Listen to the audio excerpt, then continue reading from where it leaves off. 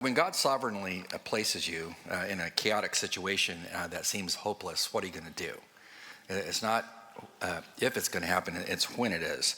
And the question is, are you going to go forth in faith? Some of you have already faced in those kind of situations because you're telling me, and that the book of Esther is a timely book to study because your dysfunctional family has put you in a situation where you're forced to make a decision about something that concerns morality and righteousness.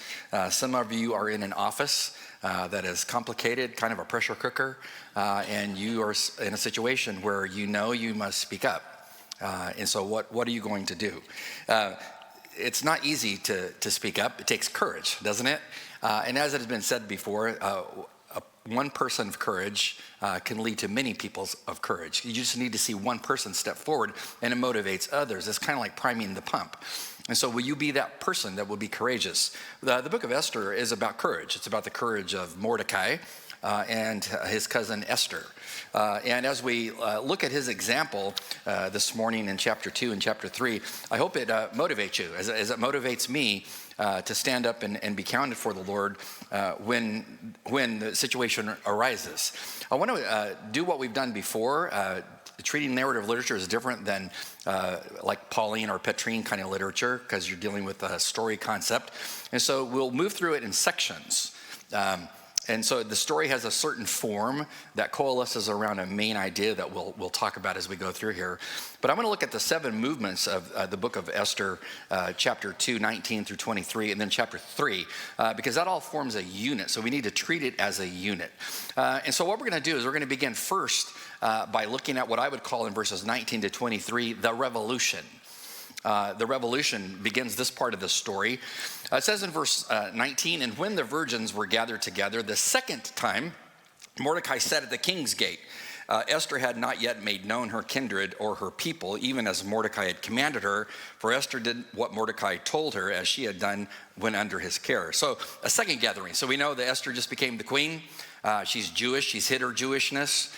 She has, from my perspective, as I gave you the reasons why I thought she compromised her faith as a Jew. She has compromised her faith, so has Mordecai. She's in a Gentile court as the queen. But the thing is, as we look at her life, her sin, as it were, did not thwart the purpose of God. So just as a side note, when you look at your life, you do sin, correct? Yeah. Nobody is sinless yet? You're looking forward to heaven when we don't sin. And she had sinned. And Mordecai too, to get her into this position. But that didn't thwart what God was going to do in the long run to protect his people. And so whatever you have done, you have made missteps. God is not through with you. There is great hope that he is going to work in your sin to do greater things. Back in 1981, I had Dr. Tony Evans as a professor. You know who that is? And it was, I had Dr. Geisler before, for bibliology and eschatology, and then I had Dr. Tony Evans. Whoa. It's like Geyser was cerebral, heady. I had to continue to pull out a dictionary. What was that word that he just said? And then Tony Evans is like I got hit by a freight train. But one day in class, toward the end of our time that we had with him, he said this. He said, gentlemen, in your lifetime as a pastor, you're going to fire a lot of crooked arrows because you're not perfect. But he said, realize that God can hit a target with a crooked arrow every time. Isn't that true? That preaches. I got a few amens. Awesome. Yeah. When Tony preaches, you get lots of amens. He gets you fired up. It was the same way in class. We're sitting in class going, oh yeah. Yeah. And so when you look at the book of Esther, did Mordecai and Esther fire a crooked arrow? Mm-hmm. Did God look down and go, well, that's it? No, God looked down and said, no, I can fix that. I can do something with that. So we have in this section what is called the revolution. The second look at the virgins, what was that all about?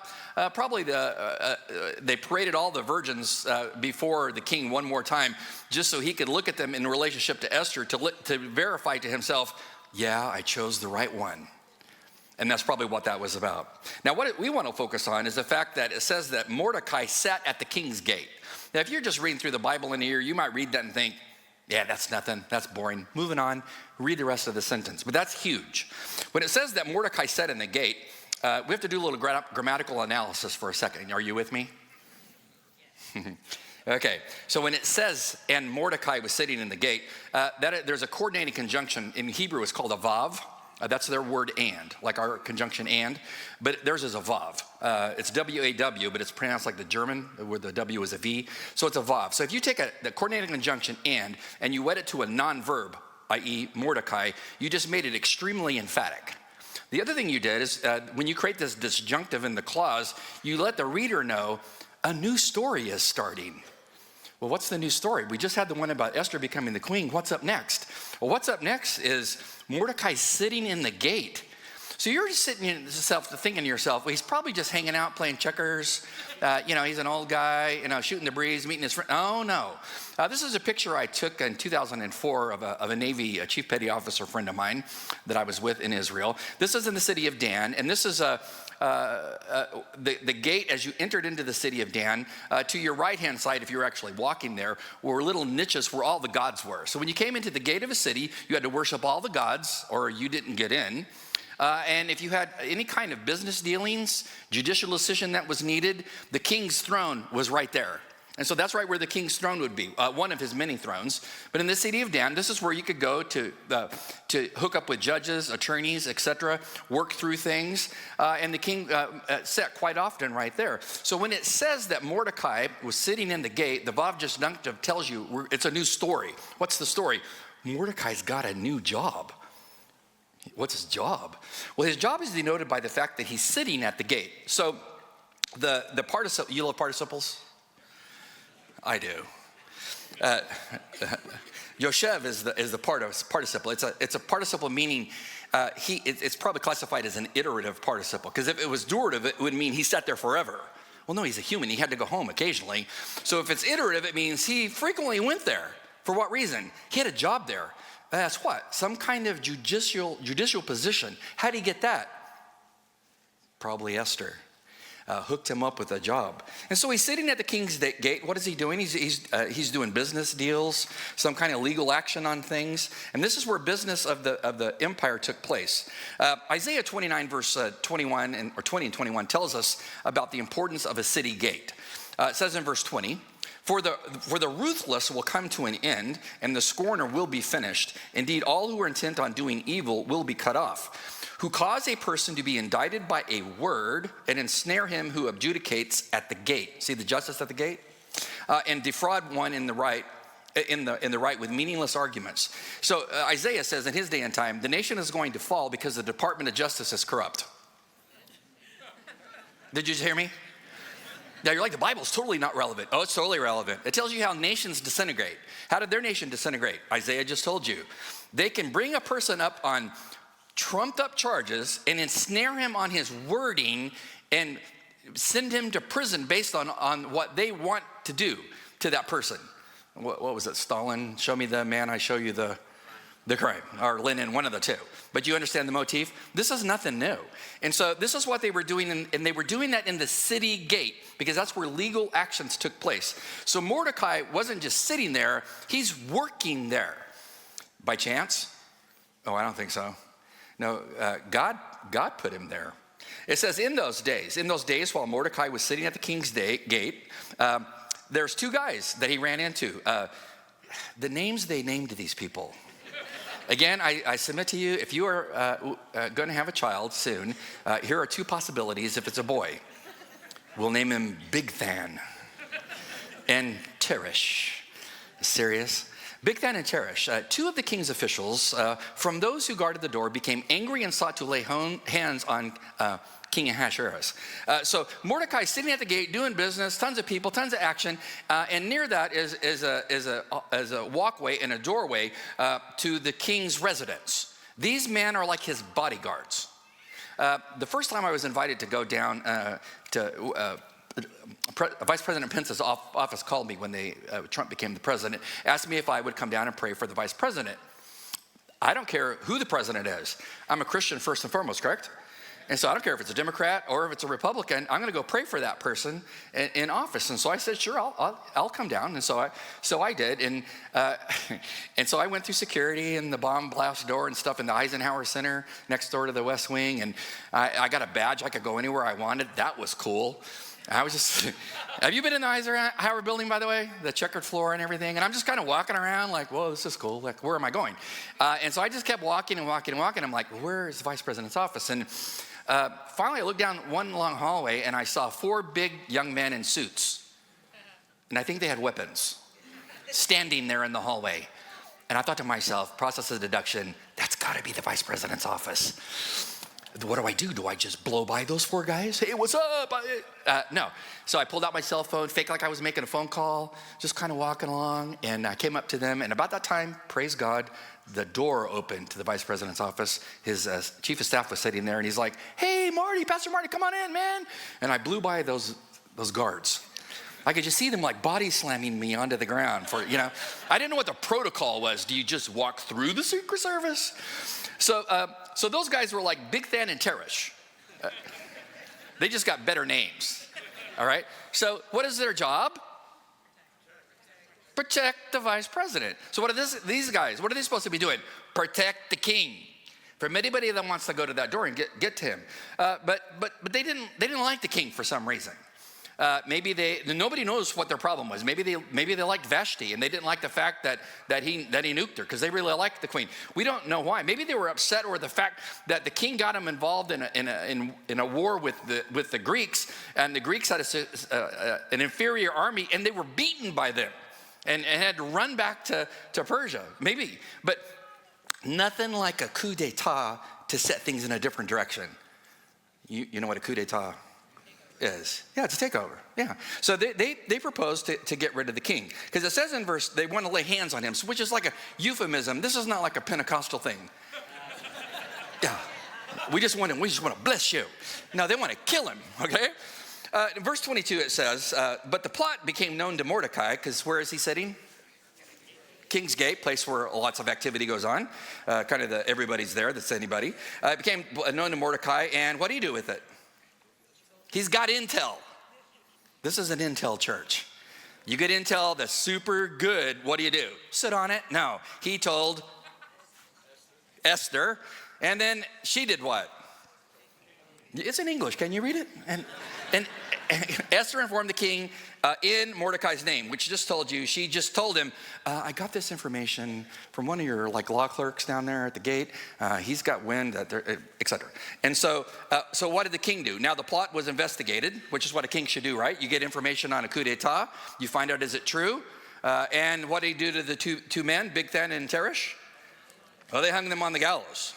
How do we know that? Well, it was written in the book of the Chronicles of the King's Presence. They didn't want anybody to forget that if you try to kill the king and get rid of the leader, well, he'll put you on the gallows. Now, this is very interesting because what you just saw was a picture of the book of Esther. Have you read it, by the way? I've told you to read it. You just saw a picture of the book of Esther, didn't you? Because an evil person is going to hatch a plan to get rid of people like the Jews and Mordecai. But that plan is going to come back around and ironically judge them. And so these men are going to rightly wind up on the gallows. And later, another wicked man is going to rightly wind up on the gallows because God's going to reverse things. So this is like, go back to Tony Evans. What did he say? God can hit a target with a crooked arrow. God can make reversals happen that you didn't even anticipate. So what was going to happen in this book is a huge reversal. Those who were near genocide, i.e. the Jews, they're going to be the ones that are delivered, and Haman's going to be the one hanging on the gallows. Now, we have to stop and talk about gallows for a minute because, well, I'm from the West Coast, and I was raised around a lot of cowboys and stuff like that. So when you think of gallows, you've seen movies, like what comes to mind?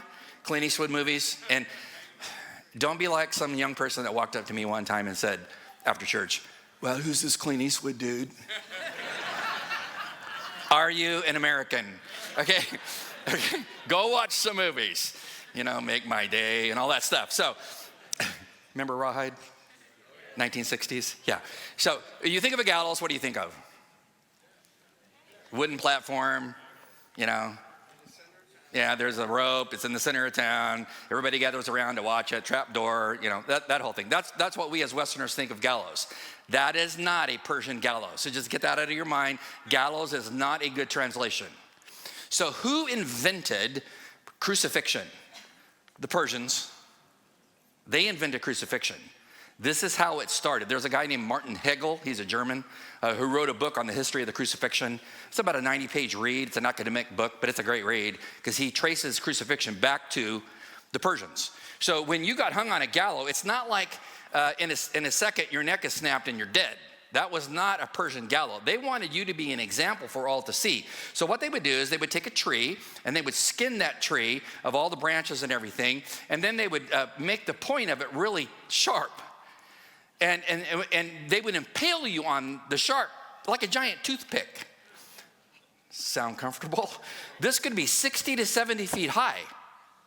And they used to do this when they would attack cities, if you study warfare methodology in the ancient Near East, because they would put people caught outside the city gates and they would impale them and they would raise them up 60 to 70 feet as they're dying so that people in the cities could see what was happening and then surrender so they wouldn't get impaled.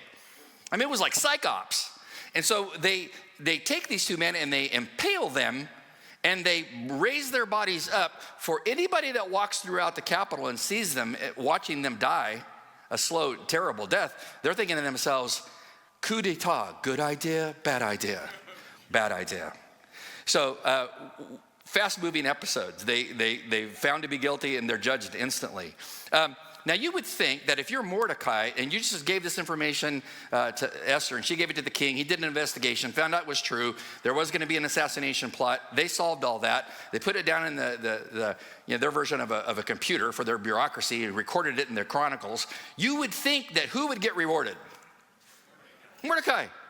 I mean, if you're the king, you would think. Now, Herodotus, I don't know if you sit around and read Herodotus, like the first historian, but he notes in his book on this time of history that the Persians were known for lavishly rewarding people who did great things toward the kings. So you would think, you anticipate in the story, Mordecai is going to get elevated big time. That is not what happened.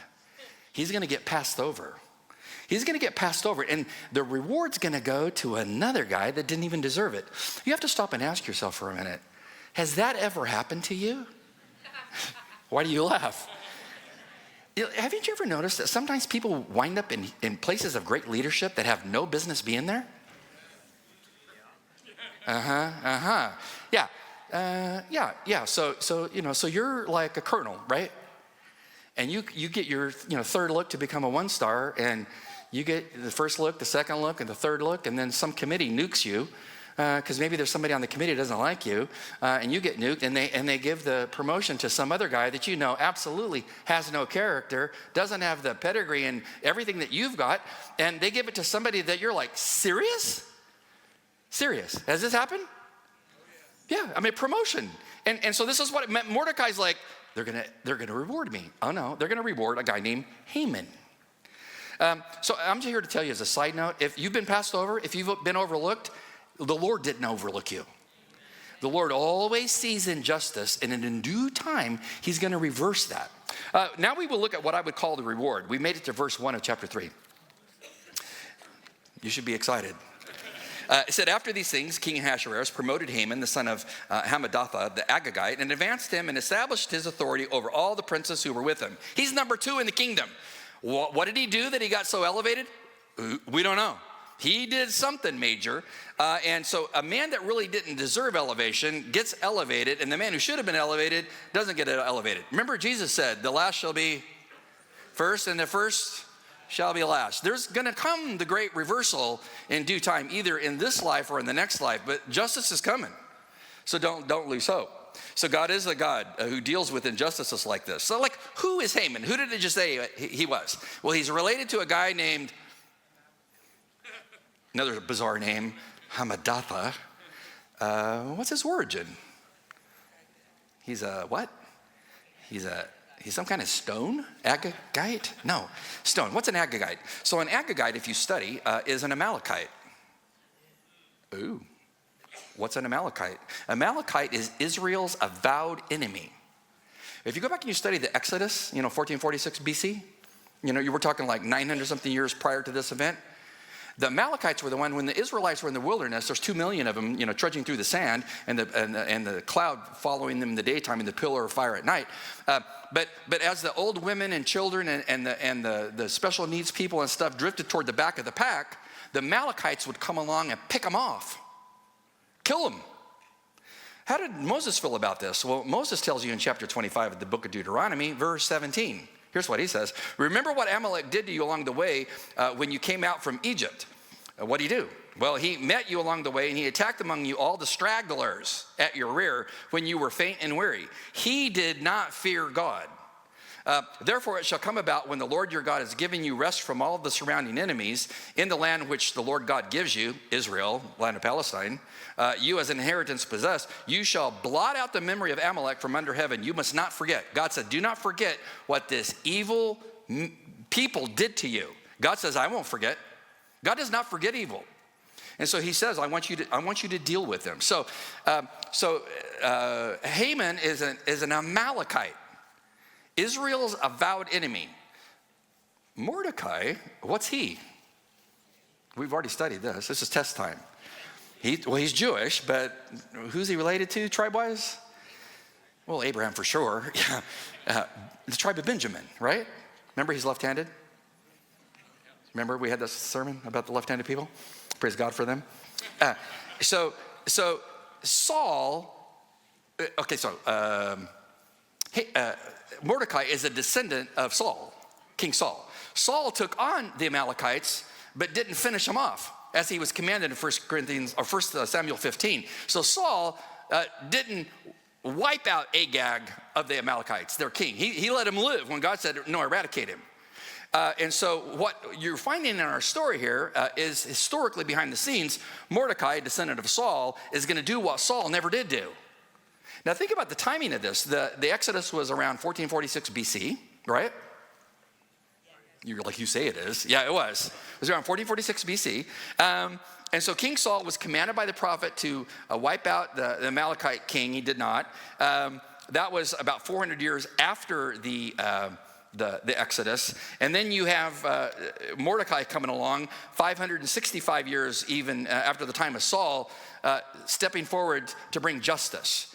This tells you a lot about God. Does he act quickly? No. If you ever look at your world and go, what is taking him so long? If I was God from my throne, lightning bolts, I would just nuke this. I would solve this. What does God do? No, I'm working my plan. And I'm working it out slowly. It involves millions of moving parts, but I'm going to bring justice. So hang in there. And so Mordecai is dealing with an ancient enemy of God's people. Verses 2-3, we find what I call the rebuke. All the king's servants who were at the king's gate bowed down and paid homage to Haman, the number 2 in the kingdom. For so the king had commanded concerning him. But Mordecai, notice the contrast, neither bowed down nor paid homage. Then the king's servants who were at the king's gate said to Mordecai, hello, what are you thinking about? Why are you transgressing the king's command? It's either you bow or you die. And he's like, I'm not bowing. Why didn't he bow? He's a Jew. Who are they? That's our avowed enemy. That's an Amalekite. I will never bow before an Amalekite. Moses told us to deal with them. And so he said, I'm not bowing. So when God places you in a chaotic situation like this with an enemy, you do not have to kowtow to the enemy. He didn't. He bravely stood up to the enemy. So too often I think we stoop instead of stand. Remember Shadrach, Meshach, and Abednego? Remember them? You probably heard the story when you were a little kid. You know, and when they're told, when you hear the music play, fall down and worship the image. So millions of people, bowed before the image. And what did they do? They stood. So you have to stop as a side note and ask yourself, if God has put me in a complex situation, am I going to stoop or am I going to stand? Mordecai said, I'm going to stand. We get to a revelation of verse 4. It says, and that was when they had spoken daily to him, to Mordecai, he would not listen to them, that they told Haman to see whether Mordecai's reason would stand, for he had told them that he was a Jew. So obviously, Haman didn't know about this because there's so many people as he's riding by, in his carriage or whatever he was in. He didn't have a time to survey all the people, but off in the distance was a lone Jew standing there. And so these people go to the king or to Haman, and they tell him, we need to reveal something to you. Do you realize that there is one man who doesn't bow when your awesomeness goes by? People who embrace evil who love power and control and all that, do not be shocked when they turn on you. When you make a moral stand, do not be shocked. But realize that God is with you in all of that. He will not desert you. Verses 5-7 is the response of Haman when he finds out this intel. When Haman saw that Mordecai neither bowed down nor paid homage to him, he was filled with tolerance and understanding. No, he was filled with rage. He's got an anger management problem. So if you could write down what he probably was saying, it probably went something like, how dare one Jew not bow before me? How dare him do that? I'll teach him a lesson. Verse 6, it says he hatched a plan. What was his plan? But he disdained to lay hands on Mordecai alone, for they had told him who the people of Mordecai were. Therefore, Haman sought to destroy all the Jews. Huh? You went from hating one man to hating the entire nation? All the Jews. The people of Mordecai, they were throughout the whole kingdom of Ahasuerus. So in verse 7, he launches his plan. In the first month, which is the month of Nisan, in the 12th year of King Ahasuerus, Pur, which is translated the word lot, that's not a Hebrew word, that's their Aramaic word, cast a lot before Haman from that day from month to month until the 12th month, which is the month of Adar. Now, this may mean nothing to you, but this, if you know Jewish calendars, this is huge. Okay, so their calendar begins with Nisan, all right? And it's going to end with the month of Adar. So he's casting lots each month to find out what's a good day to wipe out all of the Jews.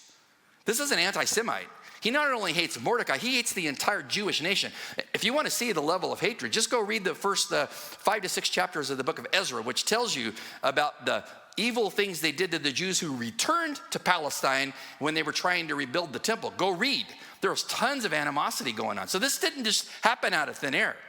So he's going to wipe out Mordecai, but he wants to wipe out all of Mordecai's people because he opposes them. Now, think about this. If you are Satan, think of the strategy.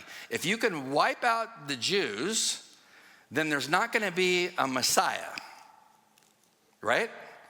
Because this is like around 472 BC. Christ is going to be born about 5 BC. The devil knows that the Messiah is coming. It's his opportunity to wipe them out. So Haman's plan involves soothsaying or divination, or what we would call witchcraft. He's gonna roll the dice, and he's gonna see what day the thing consistently falls on. We're gonna pick that day to wipe out all the Jews. What he doesn't know is in Proverbs 16:33, it says that God controls the roll of dice. Right. You roll the dice, and God, I know what number's coming up. It's going to be boom. And so he doesn't know that God controls even the dice. God controlled placing Mordecai in that job at the gate.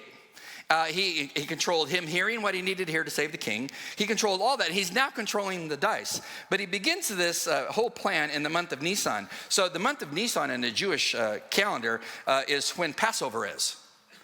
This is interesting. He's beginning his genocidal plan in the month of Passover. What happened in Passover? Pharaoh was going to wipe out all of the Jews, and God sent 10 plagues to judge and destroy not only the Egyptian pantheon, but to judge Pharaoh and his mighty army from trying to wipe out his people. So you would think, well, Haman needed to read some history. Anybody who tried to wipe out God's chosen people, headed to the Holy Land, God protected them. Now he's thinking, well, I can wipe them out, and I'll start my plan in Nisan when this Passover begins. But God's greater than that. Think of the pride of Haman. So God has a plan to protect his people, does he not? And so we see the greatness and the timing of this all is not by accident. The request that Haman has is in verses 8 to 9. He comes to the king and says, I have a plan that needs to be executed. What's the plan? Well, there's a certain people scattered and dispersed among all the people in the provinces of your kingdom. Their laws are different from those of all other people, and they do not observe the king's laws, so it is not in the king's interest to let them remain.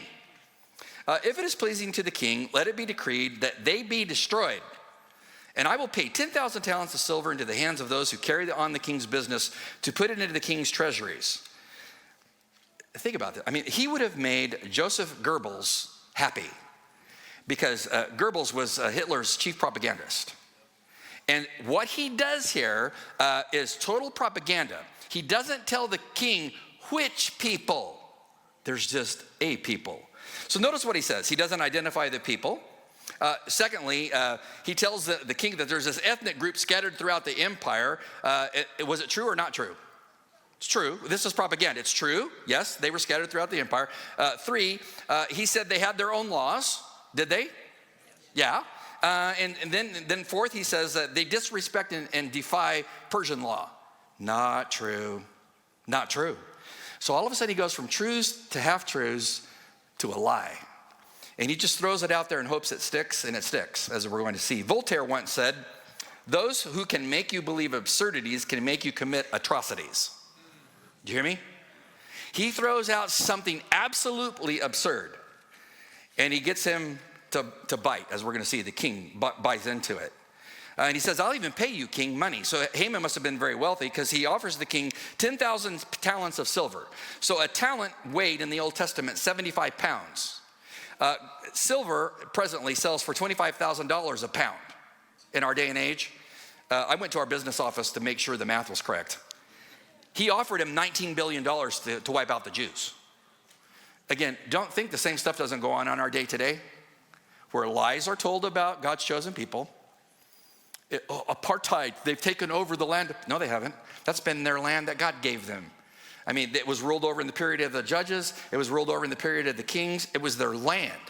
It was their land. They were taken off of it by Nebuchadnezzar. They were relocated by Cyrus, king of Persia. It is their land. God gave them that land. Well, from the river to the sea, we'll get rid of them. That's genocide, is it not? As we have told you before. These are all lies in our culture that are moving around the world. And God says, I hear the half-truths. Haman evidenced the same kind of things. But God says, I will not forget my people. God never forgets you in your complex situation. It says that the king took his signet ring. He makes a rule in verses 10 to 15 from his hand. That was the point of all power. You got the king's signet ring, you can make anything happen. He gave it to Haman, the son of Hammedatha, the Agagite. Who is he? He's the enemy of the Jews. And the king said to Haman, the silver is yours, and the people also. Do with them as you please. And the king's scribes were summoned on the 13th day of the first month, and it was written just as Haman commanded the king's satraps, to the governors who were over each province, and to the princes of each people in each province, according to the script of the people, etc. It said that they were going to take them out on the 13th day of the 12th month, which is the month Adar. That might not mean anything to you, but here's what it means. He starts the process of genocide at the first of the year. And he says we're going to conclude it according to the gods at the end of the year. So we're going to wait for 11 months, and in the 12th month, we're going to launch our plan to eradicate the nation of Jews. Why do you wait so long? If you study, because I've studied it, if you study Hitler's methodology, it's the same methodology. A year gave the Persians time to discover where the Jews stored their wealth so they could go seize it. A year off of impending doom caused fear and caused the people to flee. Hitler did the same thing. A year would give the politicians time to use propaganda to deceive the masses. Same today. A year would position them to purchase property of Jews at below market values as they fled for their lives, which is exactly what happened when Hitler came to power. A year would give the government time to write and establish anti-Semitic laws to drive the Jews out of the culture, and a year would give them the ability to put together their machine to wipe out the Jews. And where was God? Well, he had positioned a young lady to be queen over the empire, so that at the right time she would step forward and deliver her people, and she wouldn't stoop. What would she do? She would stand. And it would start with like her cousin Mordecai, because God doesn't forget us when we face chaotic foes. He wants to bless and protect us, all of us. He wants to bless and protect you. And even though your time might look evil and menacing, God looks down from heaven and says, no, I have many people placed in your life to protect you and to bless you. Just stand. Stand. I don't know how you look at your faith, but I constantly look at my faith around the premise that I must stand and that I can't stoop any longer. Will you join me? Because when you join someone, you become courageous, and when someone sees your courage, that becomes the courage of the many. We have stooped for too long. It's time to stand. That's Mordecai's message, and God rewards that greatly. I hope you have a great week as you now stand, and I'll pray for you. God bless you for teaching us your word. It's not always simple to hear, not always easy to hear, but in our souls we know it is right to hear. Whatever our situation is, give us the opportunity to stand and do it boldly for you. Do it with compassion and love for those around us, but to do it in such a way that truth is exemplified and morality is pushed forward and justice and peace come rushing in. Might we live to see it. Might it start with us. In Christ's name, amen. God bless you. Have a wonderful day.